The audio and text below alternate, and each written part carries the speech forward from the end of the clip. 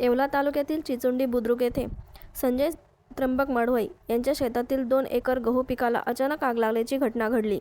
स्थानिक तरुणांसह नागरिकांनी तसेच येवला अग्निशमन दलाच्या जवानांनी आग विझवण्याचा आटोकाट प्रयत्न केला, मात्र तरी देखील मोठ्या प्रमाणात या शेतकऱ्याचे आगीमध्ये गहू पिकाचे नुकसान झाले आहे।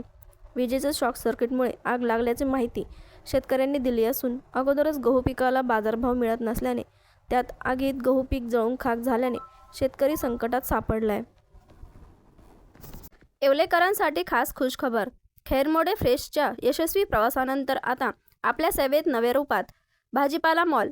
रोजच्या गरजेच्या सर्व ताज्या वस्तू आता एकाच छताखाली मिळणार। ताजा व स्वच्छ भाजीपाला, उत्तम दर्जाची ताजी फळे, नैसर्गिक दुग्धजन्य पदार्थ, फ्रेश व दर्जेदार बेकरी प्रॉडक्ट्स, दर्जा, स्वच्छता, रास्त दर यांची हमी। पत्ता: राजे रघुजी बाबा कॉम्प्लेक्स, पारेगाव रोड, येवला।